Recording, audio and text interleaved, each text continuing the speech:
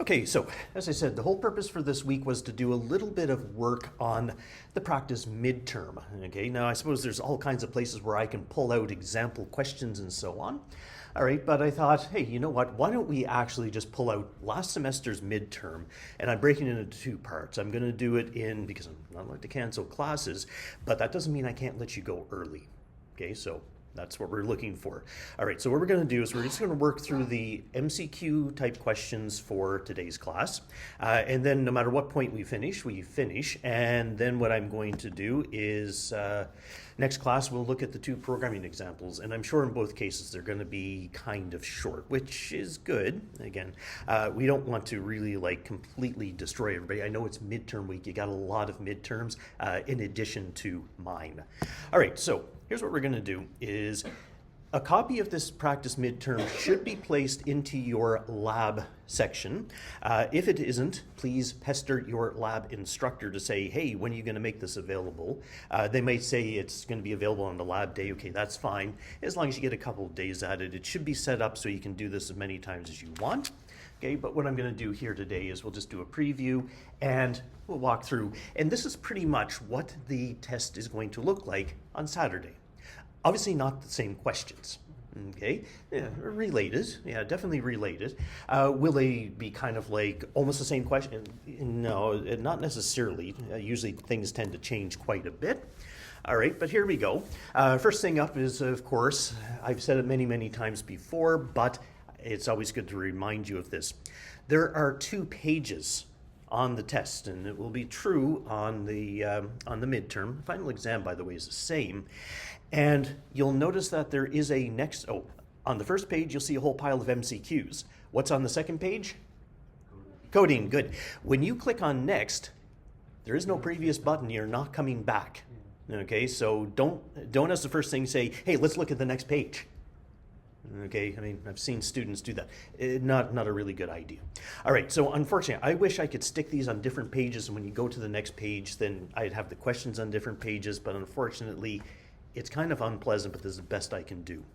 All right, next important thing is the timer up here. It says we have 1 hour and 58 minutes. Yeah, so it's a two hour test. We always give the 2 hours. We've tried before with something that's too short. It's not very pleasant, so that's why now it's 2 hours. That is for the entire test. This is not just the MCQ part. Okay, and we actually got a bunch of people complaining, saying, oh, I thought it was 2 hours just for the MCQs. Okay, and that's why we didn't do anything on the other side. All right, so today's exercise, we're just going to deal with page number 1. Okay, and then what we'll do is we'll go to the next page and we'll continue it next time. All right, most of the MCQs, okay, so there shouldn't be any of these questions like you see in some of the quizzes where it is, please type in what's the output of this. I find those to be a little bit risky, because what happens is sometimes students type some of the letters correct and some of the letters incorrect, and then of course they're looking for partial marks. And it isn't I don't want to give partial marks, but some instructors give the marks and some don't, and that I can't have. And likewise, then what happens if a person hits a space followed by the word, followed by a space, followed by a dot, then the system gives no marks. So finally in the end is, it's just MCQs. Okay, this way it's the absolute safest. Most of the programs, okay, occasionally there might be something a little bit different. I don't know if I've got any in this one. It's always 2 flavors I tend to use. It's either what's the output of this program. Okay, that's one. Sometimes I will ask what outputs are possible from this program, and it will be a multi-select. Chances are we won't see too many here. And the reason why I have to do that is because, when you have sets, there's no guarantee of order, and therefore 2 outputs might actually be might be possible. So that's why. But we shouldn't see any here because we don't have sets and we don't have dictionaries, which of course are unordered things. So it should mostly be MCQs, what I'm expecting. There's also a style, sometimes I will write a program and I will leave out one line. I'll say which line goes here to make the output look like this. Okay, those ones require a little bit more thought. Not that these don't, okay, because you've seen what we can do just in the Kahoot questions.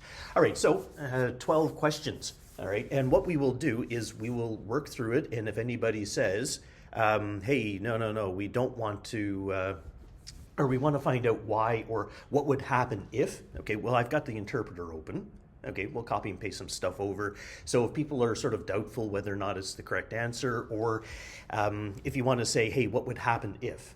Because quite often what I will do is I will look at questions and I'll say, hey, you know what, I can make a small tweak to this. So I'll give you some ideas.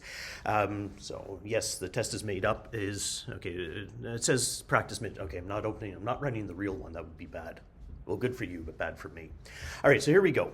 We start off with this first question. What's the output of this program? All right, piece of paper and a pencil is very, very handy for dealing with these types of questions. So here we go. This is my piece of paper and my pencil. Okay, it's actually much easier on paper and pencil. I'll occasionally type things if I have to go through. Okay, so here we go. List number 1. Okay, well, let's run through the program. I usually try to make sure that things aren't too long. If you see a loop, don't expect it will go like 20 or 30 times. Okay, I don't tend to do that. I try to make sure that a loop doesn't exceed more than 2 or 3 times. So if you find yourself like iterating, it might be an indication something's wrong. It doesn't mean that it is wrong, but it might be an indication. All right, list number 1 becomes the list 1, 2, 3. Or sorry, with the list with the elements 1, 2, 3. List number 2 is set equal to list number 1. Then what we do is we set list 2 is equal to 99. We set list 3 is equal to list 2, and we set list 3 at 1 is equal to 42, and we print list 1. Ooh, okay, well that's just 1, 2, 3. And sure enough, there's an answer. No.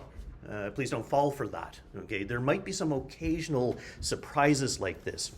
Okay, here we go. Remember, list 1, oops, here we go. List 1 is equal to 1, 2, 3. Okay, now, on line number 2, it says list 2 is equal to list 1. Remember what this is. This creates an alias because lists are mutable items. So really what we're talking about, this is not valid syntax. This is just for me to make it look like this. Okay, so here we go. Let me write it this way so it doesn't look like Python. What I've done is I've said that list 1 and list 2 now point to the same list with 1, 2, 3. Okay. Line number 3, list number 2 at position 0, well, that's this area right here, happens to get changed to 99. Whoop, there we go. And yes, as a result, that is changing list 1 because they both point to the same area. Okay, it's an alias. All right, list number 3 is assigned to list number 2, which is assigned to list number 1. Remember, assignment operators create aliases. So now what I've got is I've got 3 variables called list 1, list 2, and list 3. They all refer to the same list. Now, if I say .copy, that's a different thing, okay? But that's where we can run this over in the IDE in a second, okay? All right, line number 5 says list number 3 at position number 1. So that's this thing right here, gets changed to 42. All right, when you print list 1, what do we have? 99, 42, and 3.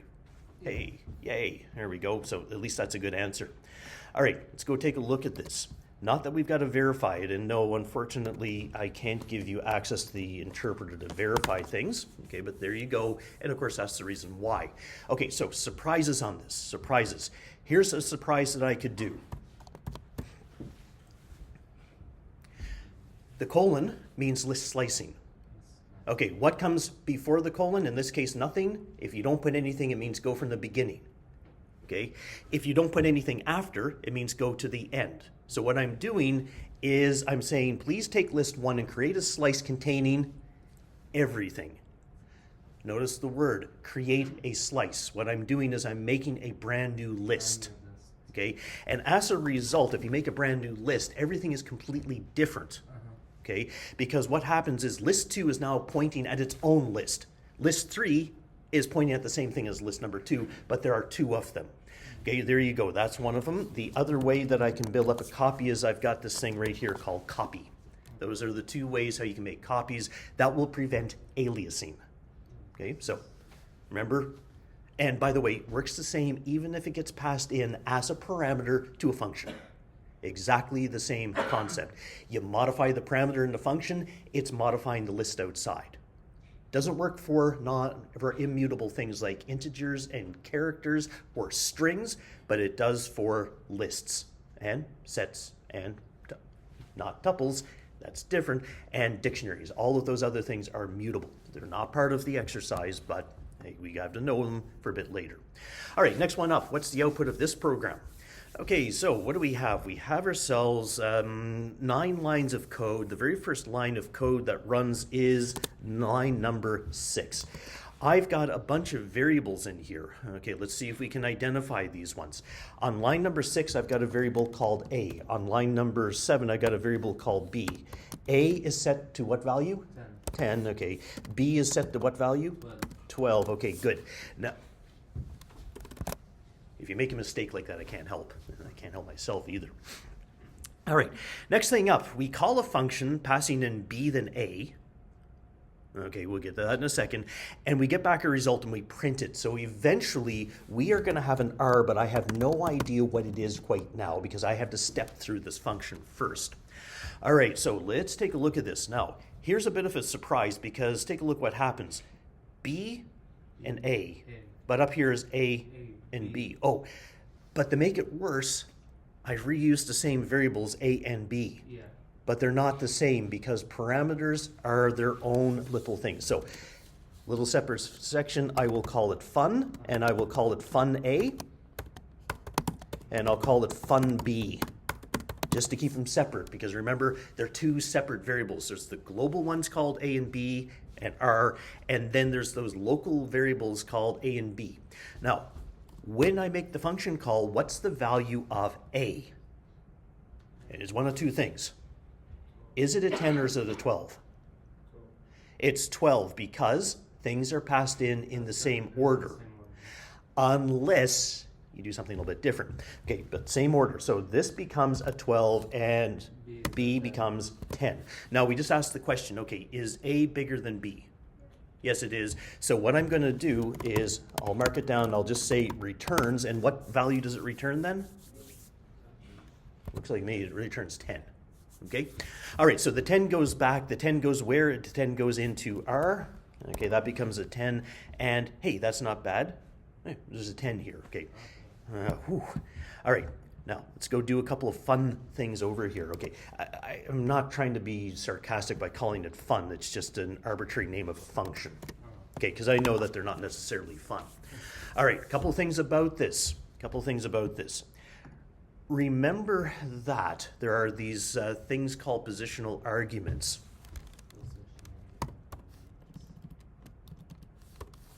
Okay, what do you think about this? Is that even allowed? Ooh. Okay, here. Let's clear the output and we'll run it. Okay. It did show up. But what I'm really interested in doing here is I want to print A and B. And sorry, I'm just going to print the word fun up here. And sorry, it might take me a couple of seconds to get this sorted out. Now take a look at the value of A this time. A actually picked up the value 10. Okay, why? Well, because when I made the call, I said that A has to be equal to A. So this thing that shows up before the assignment statement or before the equals sign, okay, I don't want to call it an assignment statement because it isn't.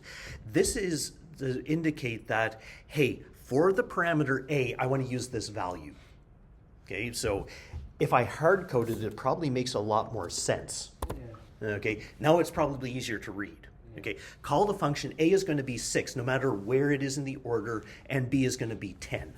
Okay, so there's how we can really mess things up by setting these things. You may say, yeah, but it's tricky. Yeah, it is tricky. Do you see me use it often? No. That's because I don't really like it, but that doesn't mean that it can't be used. And I've said it before, when you go into DSAI 2201, which everybody's going to go into, you're going to be using these things all the time. So that's why we've got to cover this, because a lot of these built-in libraries, you pass things in like this because the functions have like 20, 30, 50 things inside them. Since we're here, I don't know if there's another question, but I may as well cover it right now. A comma B is equal to 99. Okay, what do you think about sticking B is equal to 99 up here? Allowed? And the answer is yes, it is. This is called, does anybody know the name? I don't know if it's an official name from Python. I'd call it a default parameter or default argument.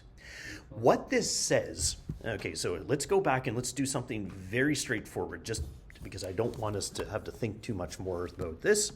All right. All right. Not a trick question this time. Well, maybe it is a trick question. When I run this, there's an output. I don't care about the return. There's an output that says fun followed by 2 numbers. What 2 numbers do I see along with the same line as fun? 99. Yeah, okay, so there's 3 possible values. There's a 20, there's a 99, there's a 30. All right, now people have said 20 and 99. You got the first one correct, but the second one you got wrong. Okay, the reason why you got it wrong is because when I called the function, I passed in 20 and I passed in 30. The A parameter is 20, the B parameter is 30. Then what about this 99? That's used for the following situation only. If somebody calls a function and doesn't pass the parameter, this is the automatic default value. We've actually seen this. Now, if I run it this time, now you see the 20 and 99 because I only passed one thing. Okay? You are completely familiar with this because if I print 10, 20, okay, this is not a trick question. What's going to appear? 10 and 20. No, it's not. Because that would suggest you're going to see 10 space AND space 20. Tell me what you're going to see. 10, comma? Okay, there's going to be a 1 and a 0 in the output. What comes next? It's going to be a space, followed by 20. All right, if you want something that's different, what you can do is you can specify the parameter. Okay, and you can put an X between it. Now it'll stick an X between it. Okay, so you see that's a combination of what we've just reviewed a second ago, which is I can provide an argument and I can say the separator is going to be this. The default separator is a space. That's how it works. So it isn't just some special Python thing. It's things actually that we use as well. Okay, next up. Okay, what's the output of this program? Oh, okay, loops. Okay, hopefully it doesn't go long. All right, so we have a list with 3 items. Okay, that's good. We're going to go through and we're going to go through each of the items. Okay, this is good because how many times will the for loop happen at most? 3, because there's only 3 items. I'm guaranteed we will never exceed 3. Okay, I can go forward. Now, if I put if I had a while loop, this could go on like 50 times. So that's probably not a good idea. All right, and we've got some really important things in here. I've got a modulo operator. All right, so we can say x modulo 3 is equal to 0. What I'm checking is the number evenly divisible by 3. Oh, okay, so we have to figure out how to calculate that because people will always ask. So we'll do it. Well, I'll ask the question, okay, is 6 divisible by 3? Yes. Okay, what about 8? No. No. Usually I keep the numbers really small, but just in case, if you're not sure, you will be given the scientific calculator. Okay, all you do is you take the number like 6 and you divide it by 3, and if you get something without a decimal point, it's evenly divisible. Okay, that's it. 8 divided by 3, on the other hand, is 2.666. There's a remainder. Yeah. The remainder is not 0. That's how you calculate what these things are. All right, put this away. We'll probably need it later. All right, so 1 is not divisible, 6 is divisible, and 8 is not divisible. All right, and what do we do if something is divisible? What we call break. Okay, what does break do? Stops the entire loop. Does not go back up to the top, but the program continues. Okay, so it isn't a terminate the program, it is a stop the loop, but not just the one time. A continue, on the other hand, would send you back up to the top of the loop and keep on going. Okay, and it would be a very different result as what we get. But the break says finished, no more. Don't finish the loop, just stop what you're doing. In other words, the stuff on line number 6 would not occur if the break was ever triggered. All right, so here we go. We've got a function, or sorry, we've got some data. Okay, data, again, this is in Python, so it's 1, 6, and 8. I've got a variable called total, which starts off at 0, and I've got a variable called x, which is going to go through a bunch of different times. All right, so here we go. Line number 1, line number 2, line number 3. On line number 4, what's the value of x the very first time?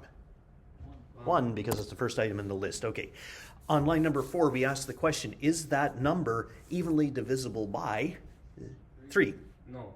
No. So therefore, don't do the break, and we instead do the stuff on line number 6, which says we take the old value of total, which is 0, and we add 1 to it. And of course, 0 plus 1 is 1. All right, here we go. And we go back up to the top of the loop, and we repeat the same operation, but this time x becomes 6. That's the next one. All right, we then ask the question, is 6 divisible by 3? Yes, it is. So therefore, I do the stuff on line number 5, which is a break, which means that I am now finished. I don't do total plus 1.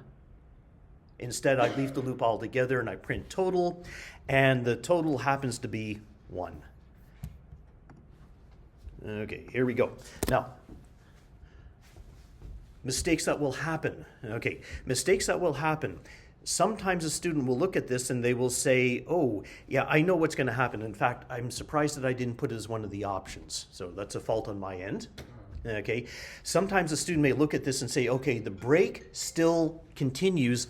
Total is equal to total plus this. And they will take this and they will make this as the value 7, and then they'll stop. Now, the good news last semester, I didn't put 7 as an option. But sometimes I leave things like in there because I want to make sure, does the student know that we don't continue with these types of things? Okay, so just warning you. And if you might say, yeah, it's all tricky questions. Yeah, these are the things that you end up writing that get you into trouble. So why do we cover tracing? Okay, yeah, one, it does make really simple MCQ questions, so we can ask a lot of them, that's good. But in reality, being able to look at a code and reason why it's not working, that's actually why we do this. Okay, because these are the things that will get you into trouble, is because maybe you didn't understand what the break did. Or maybe you confused it and you didn't add it here, but then you continued to add up the next one. Okay, all of these options are here to make sure that you understand what actually happens. All right, next one up. What's the output of this? Okay, this is a question. It's obviously asking about the range function. Okay, because that's the only thing. Otherwise, it's really simple. Total is equal to 0, and I'm going to go through all the values in the range, and I'm going to add them up. But we just need to know which values we've got. Okay, so let's go take a look at these. So we've got something here called total. All right, total starts off at 0, and then I've got a bunch of values of I. Okay, what's the very first value of I? 1. Okay. I'm just going to add that to a total. I'm not going to write it down this time because it'll take a little bit longer, but yeah, you could scribble it out and write it in because I really just want to list out the numbers and we can add them together. All right, the next time through the loop, what's going to be the value of I? Yeah, 3. 3. Because remember, at the end of the loop when I come back, the increment is set to 2. So it's always you add 2. So it's going to be a 3. Then what's it going to be? 5. Then it's going to be 7. Then it's going to be a 9. And then is it going to go any further? No. Okay, you're finished. Okay, and then what we can do is we can figure out what some of the surprises that could be in there. So it's a 1 plus a 3 plus a 5 plus a 7 plus a 9. All right, you got a 25. Good, that's one of the answers. Yeah. The other answers are there in case you add up everything. Okay, the other answers would be there in case. Okay, 25, let me get the right one. The other answers are there in case you're not sure when things are going to stop. So let's do a quick review of this. All right, here we go. Not that we really need this, but I'm going to print the value of I. Okay, just so we can see it. And there you go. There's the very last number is the total.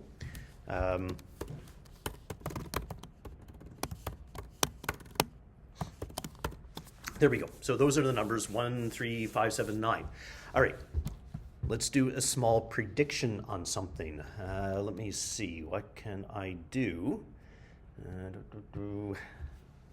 Let's go by 4. Just give me a second.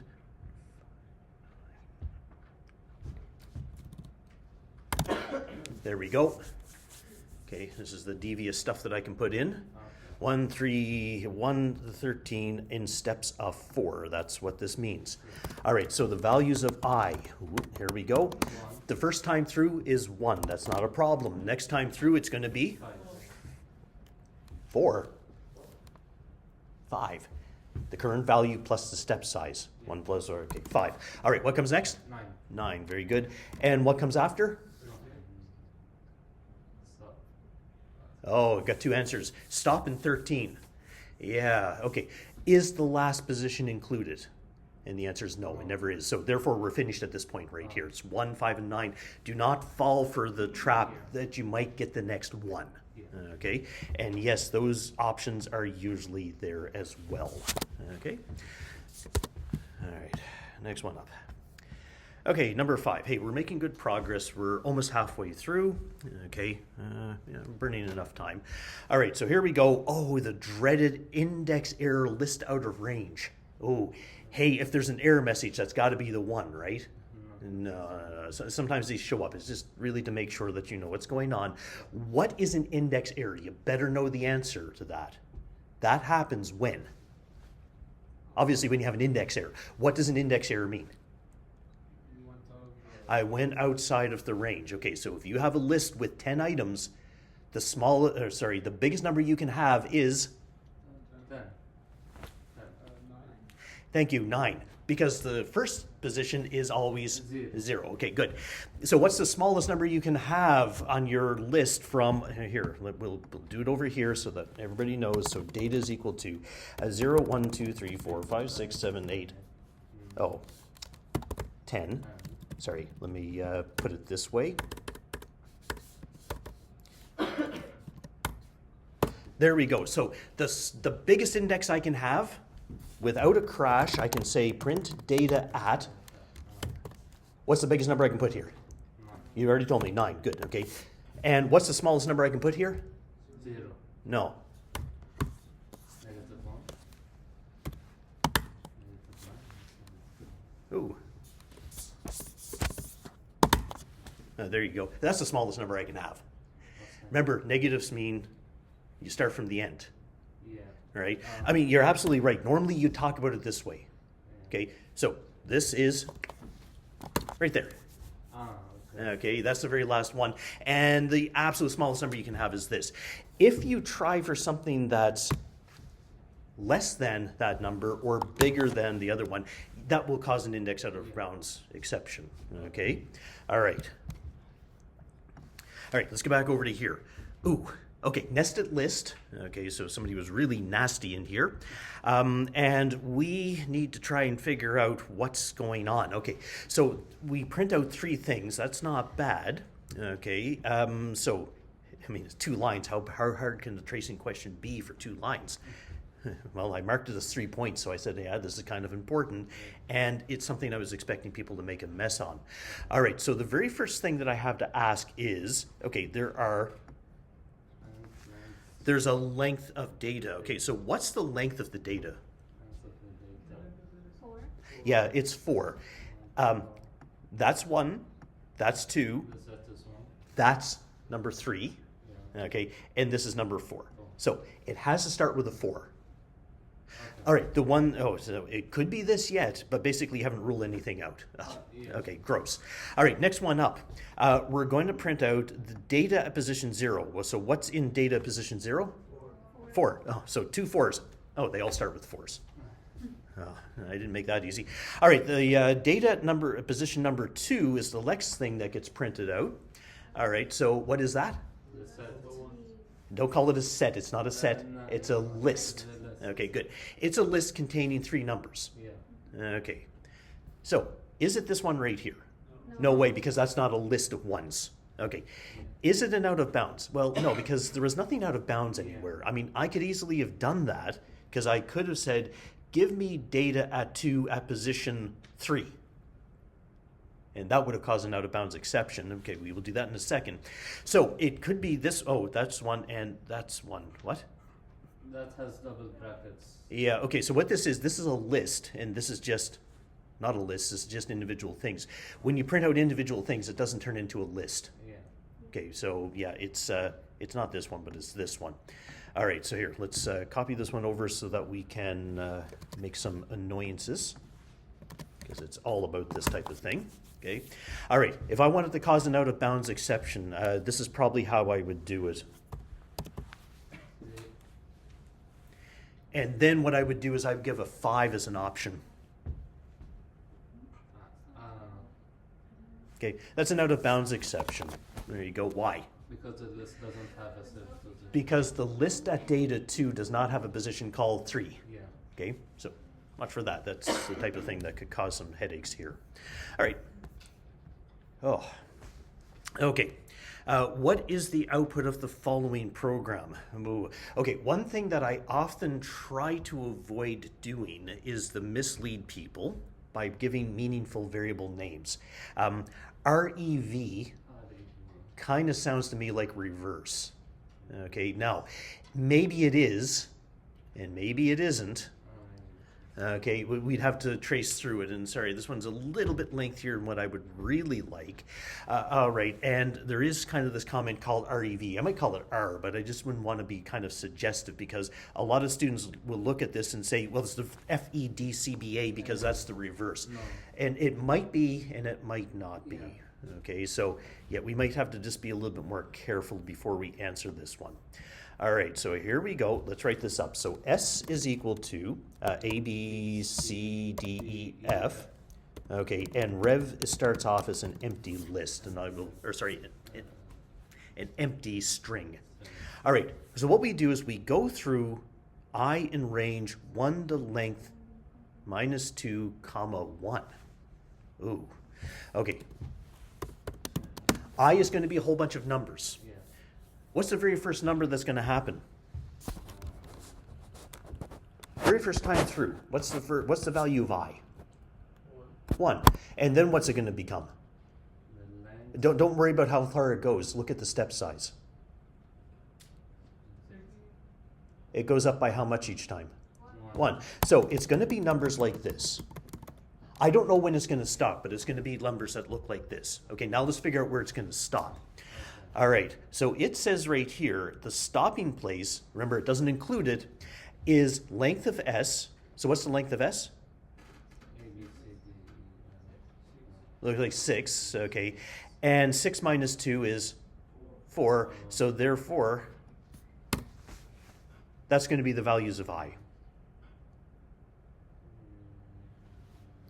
Those will be the values of I that we'll use. All right, now at this point right here, now we have to start figuring out what's going on. Okay, so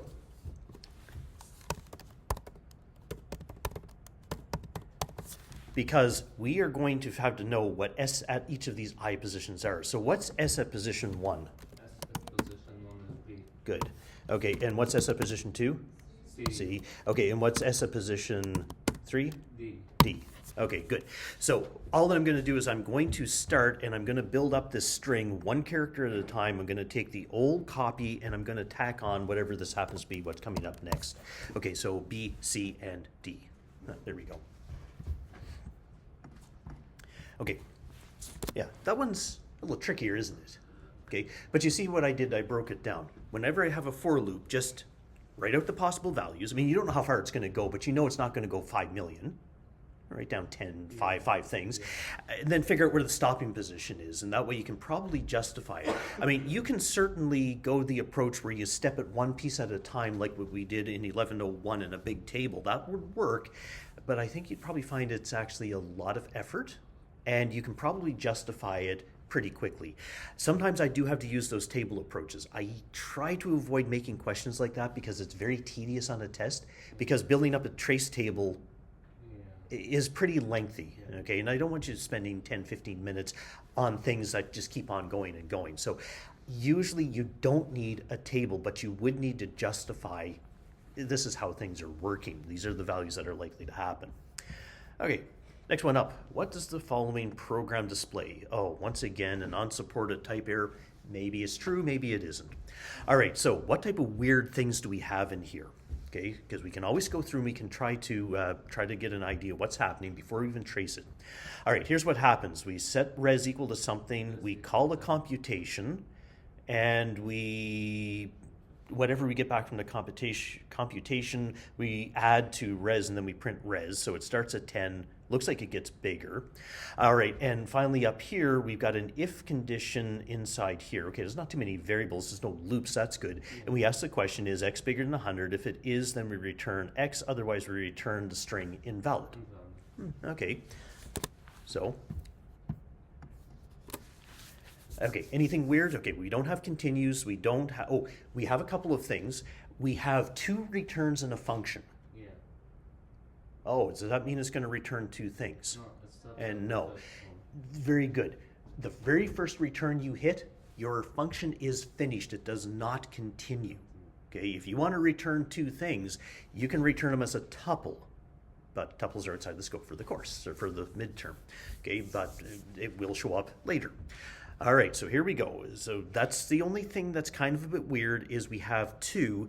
The other thing that really kind of stands out as interesting is I'm going to ask you a question. Okay. Okay, line number 3, there's a return of x. Return of x. Okay. Is, well, okay. What is x? Well, x is 50 in this function. What type is that? It's an integer, okay. And right here on line number 4, what type is the return? String. Okay, so now here's an interesting problem. We have a function that sometimes returns an integer and sometimes returns a string. Really, really bad programming design. You should never design functions that do this. Oh, but hey, remember I said just because you shouldn't do things doesn't mean that we don't do it. Again, these are the types of things that sometimes happen. You make the mistake and you need to be able to realize, oh, okay, I made the mistake and this is what's happening. Okay, this is the things you need to be able to look at your code and say, that's what I did wrong. And that's why I can't get the program to work. And again, that's why the tracing questions are kind of important. All right, let's step through it. All right, so here we go. My piece of scratch paper. I've got a variable called res. And I know it starts at 10. I've got a function called computation, and there's a variable called x. Okay, I don't know what it is yet because I haven't started tracing. Okay, so now let's trace it. Very first line that happens, line number 6 happens. Res becomes 10. I've already done it. Good. Line number 7. Line number 7 is a call to computation. What's the value of x? 50. 50. Good. All right, now we're inside the function. On line number 2, we ask the question, is x bigger than 100? No, it isn't. So therefore, what line do I do next? Return x. If x is bigger than 100, which it isn't, return x. Otherwise, yeah, we go to line number 4. I understand. Okay, be very cautious about these. Okay, that's why we have a little bit of time in here for review because sometimes it's easy just to pick the wrong thing, by the way. All right, and then students will say, yeah, I knew what was going on, I just picked the wrong. Okay, just calm down, be slow on the test. Okay, it's not a race. The test is set for 2 hours. Please use half the time for the MCQs if you need it, and use half the time for the programming. Okay, because remember, once you leave the MCQs, you can't go back for obvious reasons, because then you have an interpreter, and the types of questions I would give would be very, very different. Okay, I could still give you tracing type questions, but it wouldn't be something you could copy and paste into the interpreter. It would be things that you could use the interpreter maybe answer, but you wouldn't be able to use it directly. All right, so line number 4 triggers. Line number 4 sends back a string invalid. Okay, so here we go. Computation returns invalid, and I will leave the string quotation marks in to say that it's a string, because what I'm going to do is when it comes back to line number 7, it then takes whatever this is and it tries to add it to a number. And can you take a number and add a string? No. And the answer is no, you can't. There you go. It's an unsupported operand types between integers and strings. So that was an error that actually was valid. All right, next one up. Okay, the function name is called scope. I already know this is a question, knowing whether or to find out, do the students understand scope? Remember what scope means. Scope means this is where variables are allowed to be accessed. Okay, and here we go. So there are a bunch of variables in here. There's an error variable called A and B and C. in the global scope, in the main program. And then I've got a variable called a and b, which are parameters, okay, in the function. And then I have a global c. Okay, so I'm using all the same things. All right, the word global c means that whatever you're doing the c inside the scope function, you're doing to the main one. That's an important thing. Okay, that's how this works. Okay. Okay, we better work this one out very, very carefully. Okay, here we go. So I've got a variable called a. I know it's going to be 1. I've got a variable called b, which is 2. I've got a variable called c, which is 3. I then have scope, and I've got a, which I don't know what it is, but we'll get there. I'll put them this way so I don't have to type scope every time. I've got a b, and I've got a c. Oh, what does it return? Not that it's applicable here, but what does this function return? No. Oh, that makes it a good question then, if somebody guessed C. No, it returns Starts with an N. nothing. No, not nothing. Yeah, none. That's actually what it returns. If you forget to put a return statement, you get back a none. No. Okay, that could be important in different types of questions. Not in this one, because I never did anything with the return result, but it could make a difference later. All right, so let's trace through. Okay, line number 6, 7, 8, that went no problem. Okay, line number 9. Ooh, okay. Line number 9, I make the jump up inside to here, and what is scope's value of A? 1, it's the first parameter, and scope value, or scope's B is 2. It's the second number. All right, yeah, I mean, I could have been really nasty and mixed them together and put the order, but I tried to say, no, let's just look at scope stuff. All right, so what we now have is we're now inside the scope function on line number 2. Line number 2 simply says there is a variable out there called C. Is there one? Yeah, there is. Okay, good. Because if there isn't, that might make things a little bit funnier. It doesn't make it impossible. Okay, in fact, we can try this in the interpreter in a second to try a few different things. And the very first thing that we do is we modify A. Now, I've got 2 things out here. Oh, this, by the way, Yes. doesn't actually exist. Doesn't This is global referring to C above. Okay, I don't know how to say that other, but that's a global. Okay, that's what it means. All right, so I modify A, and I set it equal to 10. All right, the thing is that I have 2 A's over here. Which one do I modify? Do I modify the first one or the second one?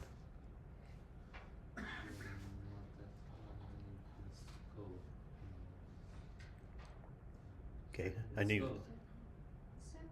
Yeah, the second one, because it's a local variable, Yeah, so it's the one on the scope.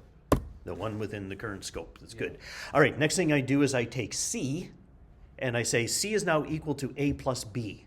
A plus B. Okay, well, what A and B am I talking about? I'm inside the function, therefore I'm talking about these ones. So what's 10 plus 2? 12. Oh, you do have a calculator if you're not sure how to do it. All right, and I'm obviously going to modify this, but because I'm referring to the global scope, I'm actually referring to modifying this one up here. All right, so when I finally return, I print A, B, and C, so I should be printing 1, 2, and 12.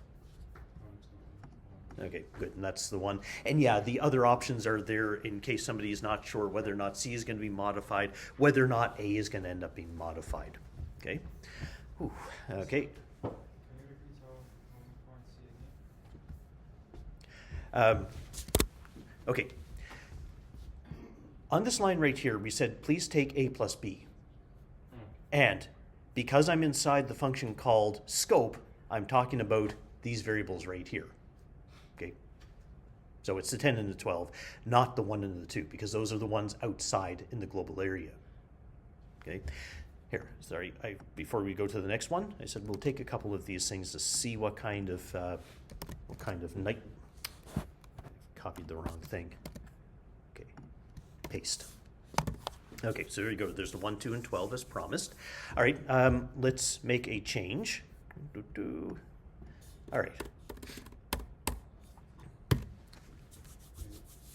All right, what's the output this time? That's what? What did you ask? What's the output this time if I run it?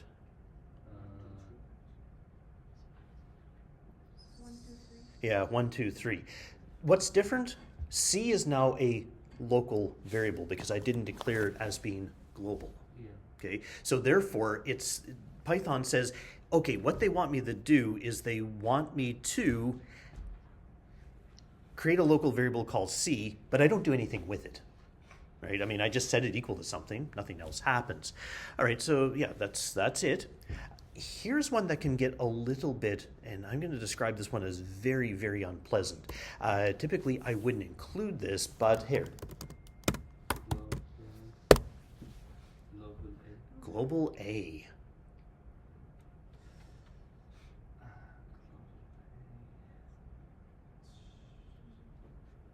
That cannot be modified into one. Yeah,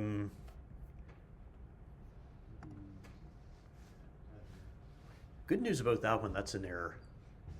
Okay, don't worry, I usually wouldn't throw this one on because it's not something I cover in the lectures. Okay, yeah, you can't have a global and a parameter. Okay, but well, now you know, so now I could ask it. Don't worry, I usually won't. Yeah, because that wouldn't make any sense because, wait a minute, how can you have a global and a parameter at the same time? Okay, it could have been much worse. Python could have said, okay, well, in that case, they really want to use A, and I'll forget about the parameter I passed in. I'm actually glad that they do this. Okay, all right. Got another one that I have to do, however, which is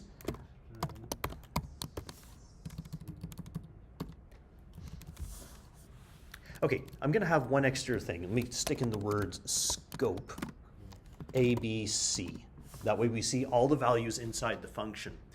All right, what do you think? Do you think, okay, what's the value of A inside scope? So I'm talking about what's going to appear on the scope line. What's the value of A? 1.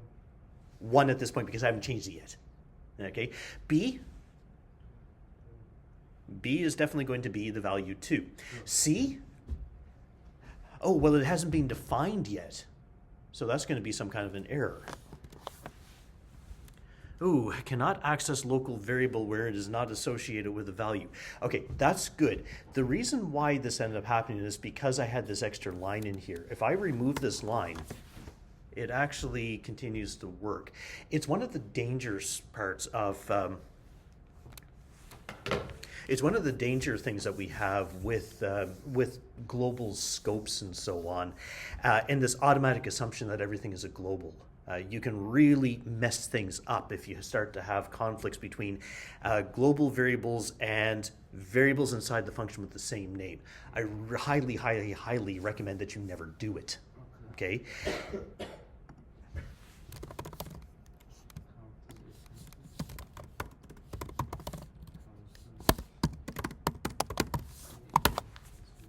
Okay, C is not defined. Where did I print? Oh, it's because I removed it from here. Sorry, C is equal to 1.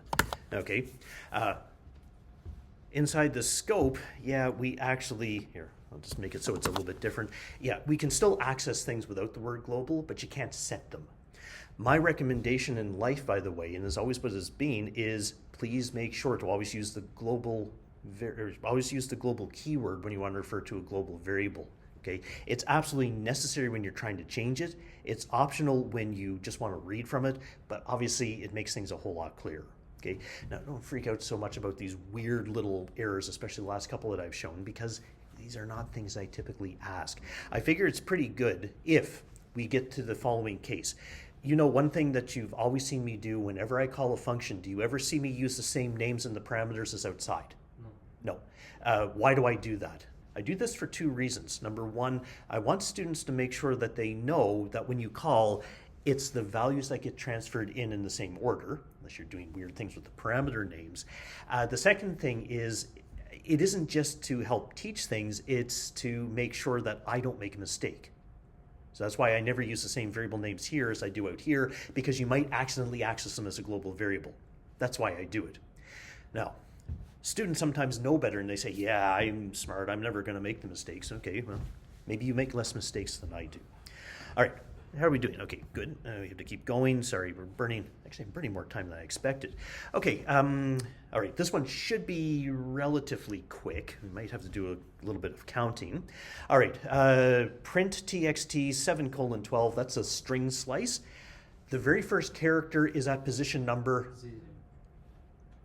On the slice, what's the very first? Don't tell me the characters. Tell me the position. You mean the position? Yeah. 7. 7. What's the last position? 12. No. 11. 11. It's always one less. Yeah. Okay. So we're looking for things between 7. Okay. So here we go. Oh, let's see. 0, 1, 2, 3, 4, 5, 6, 7. Okay. So this is 7, 8. Sorry. So this would be the 8. This would be 9, 10, 11, 12. So I believe that it should be old with an exclamation mark. Yes. Okay, really, it's just to check to make sure that they know to start from 7, that they know to finish at 11. All right, next one up. Oh, there's one of those, hey, we've already covered this one. It's got a default argument on it. Okay, it's got a couple of steps, which really we don't like very much, but that's fine. I think we shouldn't have to do too much work. All right, so this has got a default value of 5 for y, which means if the second parameter is not supplied, the value y is 5. If the value is provided, it's whatever the value is.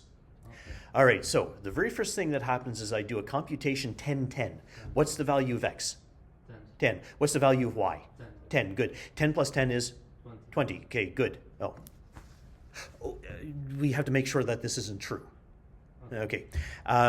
Computation line. Okay, so you see there's a second one right here where I didn't provide, and the question becomes, did I forget to pass in the y, or is it okay? It'll automatically take the It'll automatically take this one here. So x would become 5, and y would be 5. 5 plus 5 is 10. So there's why the 10 and the 20. Okay. All right, good. So what's the output of the following code? Okay, this one I might need, go over here, I might need this one back again because I think there's a couple of variables in here that we may need to look at. Okay, so here we go. We're almost there. We got 2 questions left. Perfect. We're about this regular amount of time. All right, so we've got a pile of data. Okay, well, not a pile of data, but we have numbers 1, 2, 3, 4, 5. And it looks like we're using a bunch of subscript operators, but to make life really unpleasant, I've got subscript operators inside subscript operators. Oh, yuck. Okay, you see, I have a variable called data0 in this area. I also have something called data1. Okay, so my question is going to be, what is data position 0? 1, okay. All right, and what's at position number 1? 2. 2. All right. Now, you see, I am saying set data at position 0 needs to be changed to something. It's data at one thing plus data at something else. Well, the 2 things that I just had is, you see, this number right here, this is 1, and this one right here, this is 2. All right, so now the question becomes, what's data at 1? I'll put it over here. What's data at 1? 1. Data 1 is 2. Okay, good. Yeah, you can see where things can get a little complicated Yeah. here. All right, and what's data at 2? 3. 3. Okay, what's 3 plus 2? 5. 5. Okay, so the very first item will be set to 5. Oh, no, that's easy. Yeah, there's only 1. Yeah. Okay, so nothing else had to be looked at because this is what we did. We set the first element to this. So it was a double lookup. Okay. Yeah. Isn't that 0 is 1? 0 is 1. Okay, here. Yeah, and then that 1 is 2. When you add them together, don't they add up to 3? Okay, let's put it over here so we can double check everything. Okay, maybe somebody else misled me. I'm just following instructions. Okay, all right, so print data at 0. Print data at 1. I don't even care about that right now. Okay, You didn't close the bracket. that type of question won't show up, by the way. Okay, here you go. So there's the 1 and the 2. That was the first one. Yeah. All right, now, you see, I need to know this value right here. Let me just put one blank line, okay? And we better print it. Okay, so the question becomes is what shows up just after the dashes? That's number 2. So it's data at 0. So the data at 0 is position 1. The data at position 1 is 2. All right, next one up. Print data at 1. That was the second thing right here. The second number shows up as a 3. Okay. So remember, I'm not going into looking at this position and this position. I'm looking at the position inside the position. It's not something we do very often, but sometimes it is really important. And of course, what's 2 plus 3? Well, that becomes the 5. Okay, so that's the reason why. The issue here was the fact that we had a nested reference. Usually, if I ever need a nested reference while I'm programming, I wouldn't write it this way. Instead, what I would have is I would have some extra variables because it would probably make life a little bit easier. Like I would have something like POS1 at data 0 and POS2 at data 1. And then I might say that the total is equal to data at POS1 plus data at POS2. That's the way how I would normally program it. Oh, and by the way, if you ever got a tracing question like this, you could always rewrite it this way, just make it clearer. Yeah. And it might make it just easier to justify so they don't actually go after the wrong one, because it sometimes happens. Okay, so 5, 2, 3, 4, 5. Okay, that's the only one that we've got. But you can see the others are here in place in order to try and distract. All right, here we go. Next one up. Okay, next one up is, what's the output of this Python program? Okay, this is one of these irritating irritating list method checks. And this is to find out, do people know what an append is? Do they know what an insert is? And do they know what a remove does? Okay, so there will be some help for this, but it's on the next page. Because that's at that point you're doing programming, so you have access to the references. All right, so I think what we need to do is to recreate the list. Okay, so here we go. I won't bother writing the name, okay, because we've already got this. So this, everything starts as apple, banana, cherry. Okay, all right, so let's do it one piece at a time. Fruits.append, date. Okay, first question, okay, it's not here, but remember, I could easily toss in things like invalid list does not support append. Okay, I wouldn't put it on the list, but I might put it on a tuple. But tuples aren't here yet. It's maybe final exam, but it'll be a good question. All right, can you append to a list? And the answer is sure you can. Yes. What does it do? It takes a brand new item and it sticks it at the end. So here we go. So we would stick in a date at the end. Next thing that happens, it says insert a blueberry into position number 1. Okay, blueberry position number 1. This is position number 1. And it does not get rid of the banana, it inserts. It doesn't overwrite it. If I said fruits at position 1 is equal to blueberry, it gets rid of the banana and replaces it with a blueberry. Okay, but an insert causes everything to shift forward. All right, next one up, remove a banana. Remove banana. Okay, remove the banana. That's pretty straightforward. Okay, we'll have to do one quick little thing, and that's what we've got left. We got apple, blueberry, cherry, not date. Sorry, I'm used to typing data. Okay, all right, here we go. So date. So apple, blueberry, cherry, date. Okay, there we go, and done. Okay. Let's copy this one over because we might want to do a couple of extra operations. Oh yeah. Can you go back to 9 and 10? Go back to 9. Oh, you mean question 9 and 10. Let's finish this one first, and then I will go back. Okay. Just because I'm thinking about these ones. Yeah. Well, the video will be uploaded, providing it doesn't fail. And the test should be available in your lab section. Yes. Okay, and if it isn't, just tell your instructor. I told them to put it there, but just in case they haven't gotten there. All right, just a couple of functions because I noticed that something is missing. Okay, and this is what I want to do is let's type this and call it banana.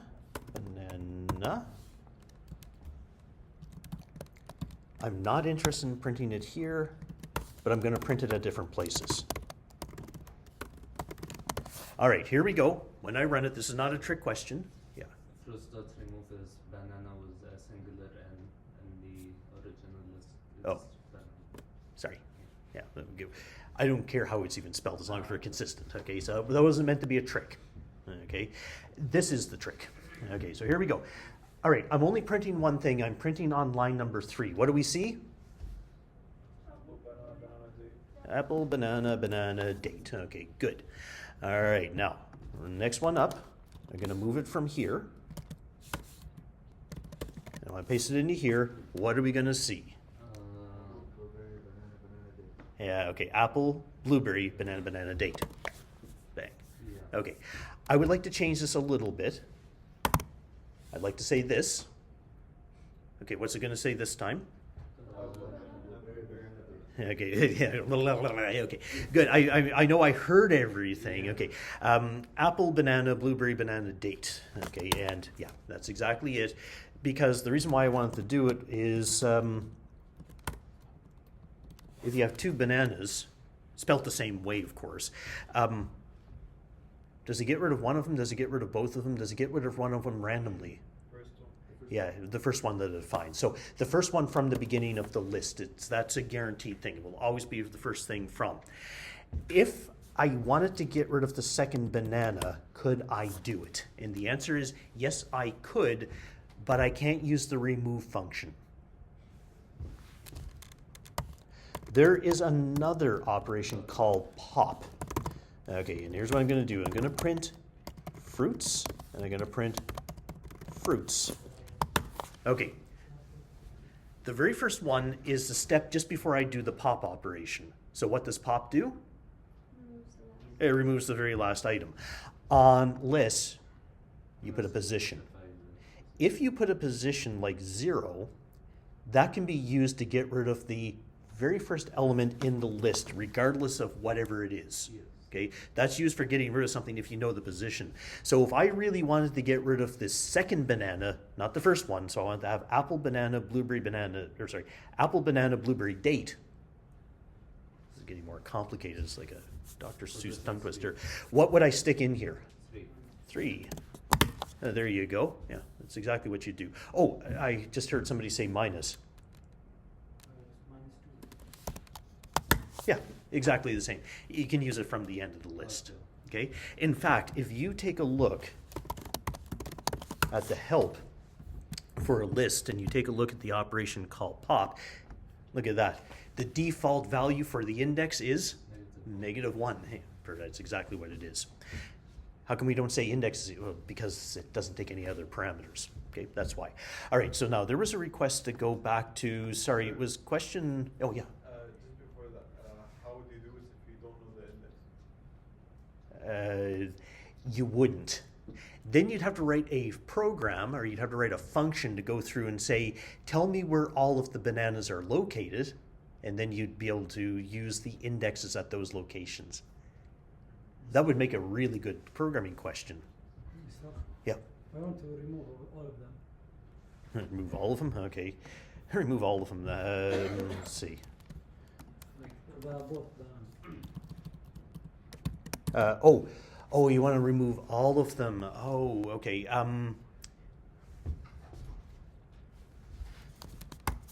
You could rebuild a new list without bananas. Well, I mean, it's true. You could do this. Watch, temp is equal to this. And you could say for f in fruit. And you could say if f does not equal to banana, then you could say temp dot append f. And you could print out temp, there we go. And fruits, pluralized. There you go. That would get rid of all of them. That's one approach.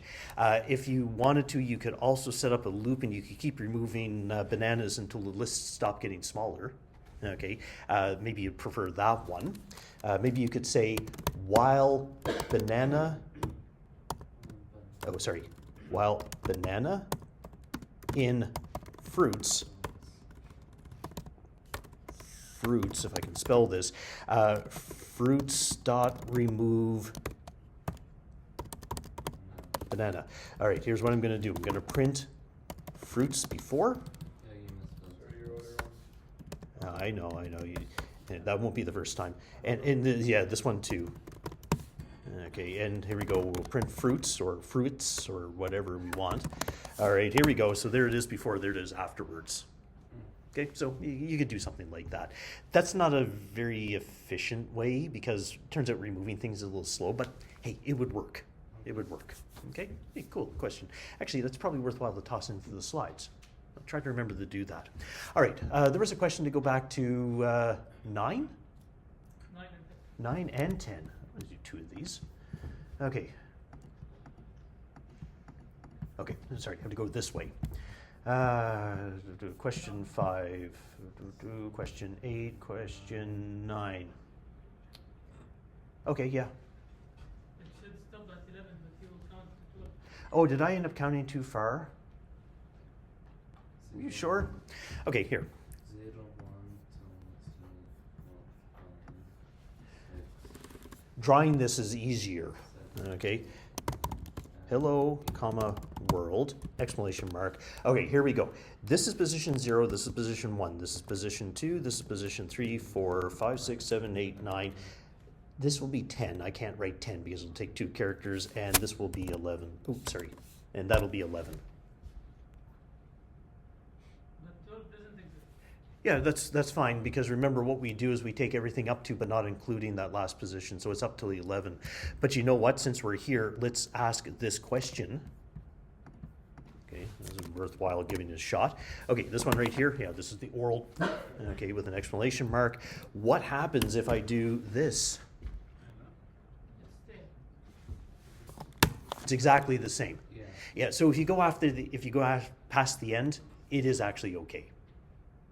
Okay, so that's why this one ended up working.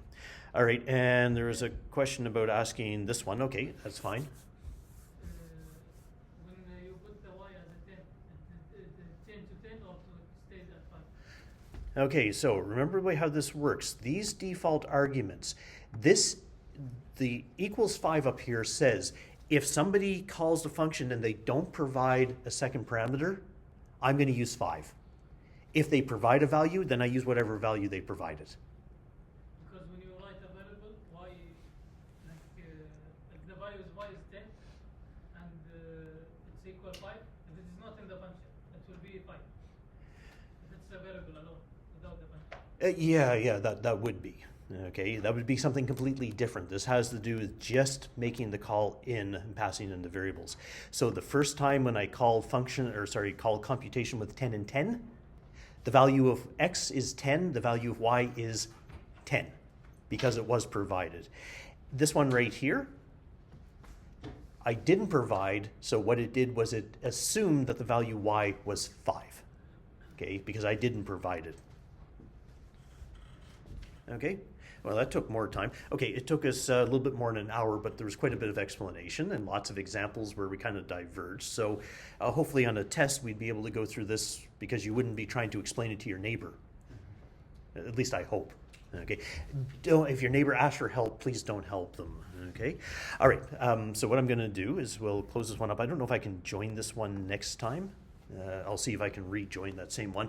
But what I will do next time is we'll take a look at the 2 programming questions. Okay, the same thing. We'll do lots of working, lots of talking, and trying. Yeah. Beside the lab question coding, the midterm, it's enough? Okay, you're talking about the practice stuff? Like how to practice? No, it's not enough. Don't just look at the one example and say, yeah, I got it. No, you need to do a whole bunch of practice. You've got to practice on all the stuff that you've done through the labs. You've got to practice on all the stuff that I've done in class. And in fact, I would kind of suggest that you even do some extra stuff as well. In fact, what I said was, hey, I've got this midterm past problems document. You'll find this in... I mean, beside the lab question that we have, and also that's the term to review. Okay, well, you basically want to get your hands on everything. Okay, the more that you do, the more problems that you will bump into, and actually hitting problems in this course is a good thing. I know nobody likes to have problems, nobody likes to have mistakes, but this course, this world of dealing with IT stuff, you want to make as many mistakes as you can before the test, because this way you want to run into every possible error that you can ever see. because that way when you get stuck with an error, you can go, oh, that's why. Again, that's why these tracing questions are kind of important, because how is it working? Why is it doing this? In this document right here, okay, this was all of the midterm questions that I've had since winter 2024 when I was brought in to help deal with, or to start teaching this course.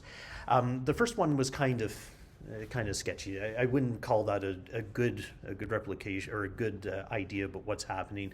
But afterwards, everything else was pretty decent. We've got a problem in here that ended up not being used for some particular reason. Then I have the one that was used, and we've got, well, the most recent ones as well. So sorry, I know it's just starting. There's only like 4 or 5 problems, but hey, they will get bigger.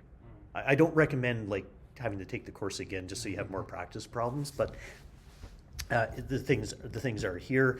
And then I decided, hey, you know what? I know sometimes students are saying, how can I get more problems? And really, I wish there was a site somewhere that had a bunch of problems that I would say, yeah, these are good. A lot of the problems that I find online are really, really obtuse is probably the best way to describe it. If you're very, very clever, you might be able to solve them, but that's at a different level. That's not 1201 level where we just say, okay, look, this is what we want to do. And what we don't want to do is to try and convince somebody saying, okay, yeah, the types of questions we have here are good, and then we get to the test, it's like, whoa, what's going on? We really don't like that big shock. I don't like the students doing it. Sometimes it happens because students, well, okay, you know what, one of the comments that I saw, I think it was from my lab section, so maybe it doesn't apply here, they'll say, the stuff we see in the lectures is so simple. Yeah, you know, it's really simple to watch somebody else do it, and it's a lot harder for you to do. So you need the practice to be able to do it. Anyway, in order to give you access to some more questions, I said, okay, well, you know what? I mean, yeah, people are using AI. I'm supposed to try and embrace it or encourage it or something. I'm not sure which. I don't like you using AI to solve problems. And the reason for it is because you're not learning. Okay, and sorry, that's the truth. And you might say, yeah, but out in the workforce, I'll have access. Yeah, but out in the workforce, you're going to be working on really, really large problems, and you need the skills to be able to look at the stuff that the AI produces and be able to say, that's not going to work, that's not going to fit in here. Or the AI sometimes does make a mistake and things just don't work. I know it does a lot of really cool stuff. So I said, okay, well, you know what? Let me work on creating a prompt. So here's a prompt. You can copy and paste this into ChatGPT. It should give you things that are reasonably indicative of the difficulty of questions that we would see on the test. Like, for example, I said, give me some Python programs using flat lists. Okay, definitely no nested lists, no sets, no dictionaries. Okay, so there's a bit of a hint. Is there going to be anything about nested list? Well, yeah, remove the word nested list if it's included in scope. I probably shouldn't have included that. The function should take one or more lists as parameters and either manipulate, combine, or filter them, because these are the typical things that we ask. Perform calculations based on their content. Return a new list or a tuple of lists. Okay. Again, it's a little outside the scope, but hey, that's fine. We've already covered tuples. I probably won't ask you to do it on the test. Produce a summary of the results, such as counting, average, and total. You can use basic things like loops and conditionals. You can use the built-in min, max, and sum, but obviously, I'm never going to say, here's a list of integers, tell me the sum.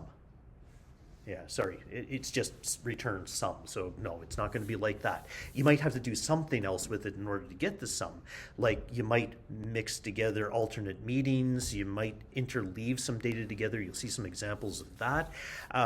The function must include a docstring describing what it does, its parameters, hints, types. I had to include a couple of things like no hint types are required, because if you go to ChatGPT and say, give me this, it'll start using things that we don't cover in the course. And I don't want you to look at it and go, what does this mean? Okay, so that was the idea. And of course, give me the problem description and test cases, but don't give me any solution code, because you're supposed to come up with the solution code.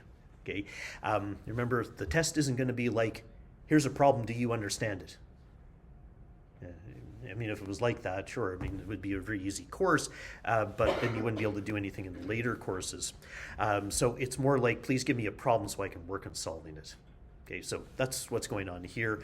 Sorry, maybe that no nested list should have been left out, because the nested lists actually were part of it. So, but hey, if you can do these things, it's actually a pretty good job.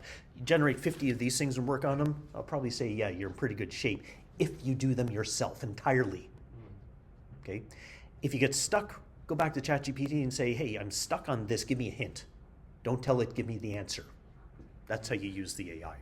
Okay, so that's it. Sorry, I was expecting this to be short, but